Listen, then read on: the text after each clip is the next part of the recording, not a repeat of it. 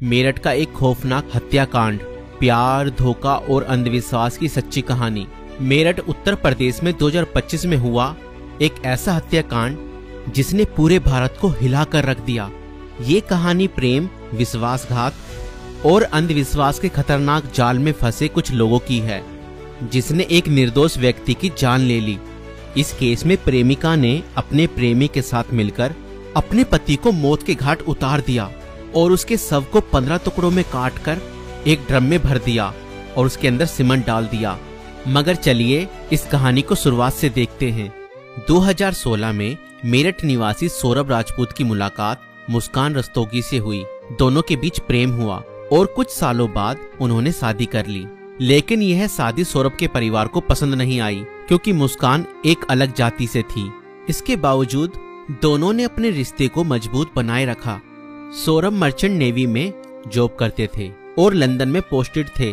शादी के कुछ समय बाद सौरभ लंदन चले गए, जबकि मुस्कान अपनी बेटी के साथ मेरठ में रहने लगी। इस दौरान उनकी जिंदगी में एक तीसरा व्यक्ति साहिल शुक्ला आया, जो मुस्कान को पहले से ही जानता था। सौरभ के लंदन में रहने के कारण मुस्कान की नजदीकियां साहिल से बढ़ने लगी। साहिल, जो पहले से ही मुस्कान को पसंद करता था, अब खुलकर उसके साथ वक्त बिताने लगा। मुस्कान ने उसे यह यकीन दिला दिया कि वह अपने पति के साथ खुश नहीं है और वह साहिल से सच्चा प्यार करती है। साहिल शुक्ला अंधविश्वासी प्रवृत्ति का था और आत्माओं, तंत्र मंत्र जैसी चीजों में विश्वास करता था। मुस्कान ने इस बात का फायदा उठाते हुए उसके लिए स्नैपचैट पर एक फर्जी अकाउंट बनाया, जिससे वह साहिल शुक्ला की मरी हुई मां के नाम से चैट करती थी।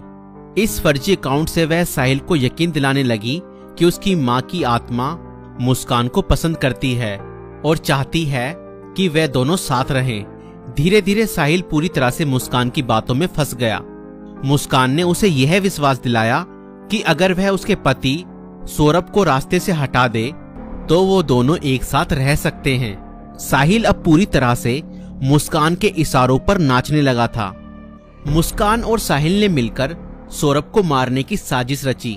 4 मार्च 2025 को जब सौरभ लंदन से मेरठ अपनी पत्नी और बेटी से मिलने आया, तब मुस्कान ने सौरभ की फेवरेट सब्जी कोफ्तों में बेहोशी की दवाई मिलाकर खिला दी।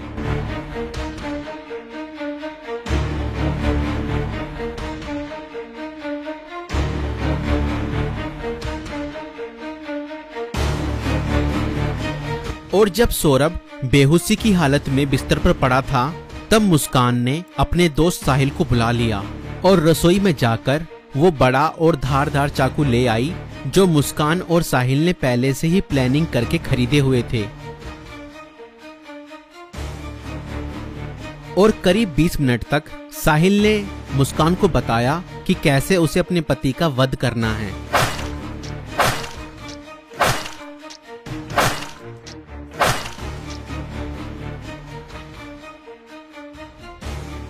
और फिर उसके बाद मुस्कान और साहिल ने सोते हुए सौरभ पर हमला किया और उसके हृदय पर 3 बार वार किए।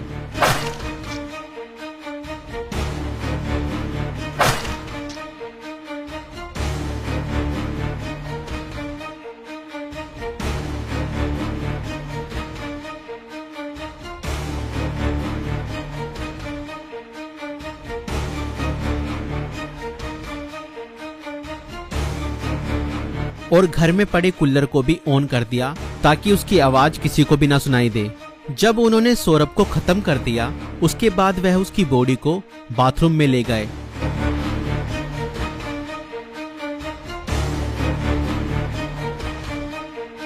और उसके शरीर को 15 टुकड़ों में बांट दिया। सौरभ को खत्म करने के बाद उन्हें इस बात की चिंता हुई कि अगर सब बरामद हो गया तो पुलिस उन तक जरूर पहुंच जाएगी।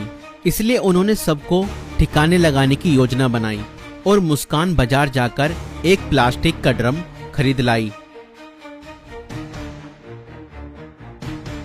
और मुस्कान और साहिल ने सौरभ के शव के टुकड़ों को उस प्लास्टिक ड्रम में डाल दिया और ऊपर से सीमेंट भी डाल दिया ताकि उसकी बॉडी की स्मेल बाहर ना जाए।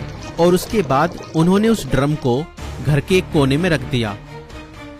इसके बाद मुस्कान और साहिल ने सौरभ के मोबाइल फोन से उसके सोशल मीडिया अकाउंट को एक्टिव रखा। उन्होंने सौरभ के अकाउंट से हिमाचल प्रदेश की शिमला की तस्वीरें और स्टोरीज पोस्ट की ताकि लोगों को लगे कि वह घूमने गया है। उन्होंने उसकी फैमिली और दोस्तों को यह यकीन दिलाने की कोशिश की कि सौरभ जिंदा है और बाहर यात्रा कर रहा है। इस दौरान मुस्कान और साहिल खुद भी शिमला घूमने चले गए ताकि अगर कोई लोकेशन ट्रैक करे तो किसी को शक न हो, लेकिन किसी भी अपराधी की तरह वह भी ज्यादा समय तक बच नहीं पाए। सौरभ के परिवार ने जब उससे संपर्क करने की कोशिश की और कोई जवाब नहीं मिला तो उन्हें शक हुआ। परिवार ने मेरठ पुलिस में गुमशुदा की रिपोर्ट दर्ज कराई।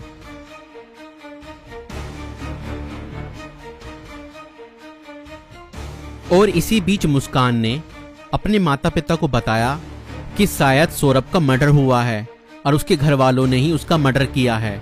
मगर मुस्कान के पिता ने कहा, नहीं बेटा, किसी के भी घर वाले कितना ही नाराज हो जाएं तो भी ऐसा कदम अपने बेटे के लिए नहीं उठा सकते। बेटा, मुझे सच सच बताओ, सौरभ कहाँ है?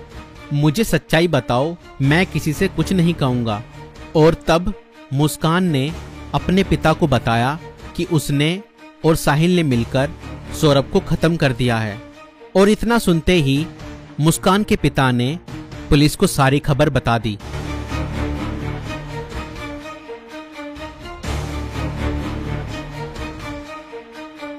और पुलिस ने तुरंत मुस्कान और साहिल को गिरफ्तार किया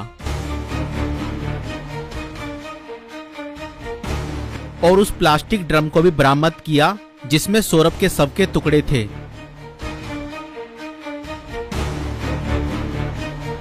उस प्लास्टिक ड्रम को काटा गया और सौरभ के शरीर के टुकड़ों को बरामद किया गया। इस खौफनाक हत्या मिस्ट्री का अंत पुलिस द्वारा हत्यारों की गिरफ्तारी के साथ हुआ। पुलिस ने मुस्कान और साहिल को गिरफ्तार कर लिया। दोनों पर हत्या, साजिश और शव को छुपाने के गंभीर आरोप लगाए गए। दोस्तों, ये घटना हमें यह सिखाती है कि अंधविश्वास का अंजाम बहुत बुरा और भयानक होता है। साहिल ने अपनी मां की आत्मा के नाम पर बनाए गए एक फर्जी अकाउंट पर भरोसा किया और हत्या जैसा अपराध कर दिया। और गलत संबंध और रिश्तों का अंजाम बहुत बुरा ही होता है। मुस्कान ने अपने फायदे के लिए साहिल को मानसिक रूप से कंट्रोल किया और हत्या तक करवा दी। और कानून से कोई नहीं बच सकता, चाहे अपराध कितना भी चालाकी से किया जाए। पुलिस की जांच और सबूतों के आधार पर अपराधी पकड़े ही जाते हैं। इसलिए रिश्ते सोच समझकर बनाएं और जीवन साथी चुनने से पहले सामने वाला मानसिक रूप से कैसा व्यक्ति है यह जानने की कोशिश करें। साथी चुनते समय सूरत पर नहीं, सीरत पर ध्यान दें। इस वीडियो को बनाने का उद्देश्य संसार में बढ़ रही बुराइयों से अवगत कराना है। दोस्तों, आपकी इस वीडियो को लेकर क्या राय है हमें कमेंट्स में जरूर बताएं। और ऐसी और वीडियो देखने के लिए हमारे YouTube चैनल को सब्सक्राइब जरूर करें।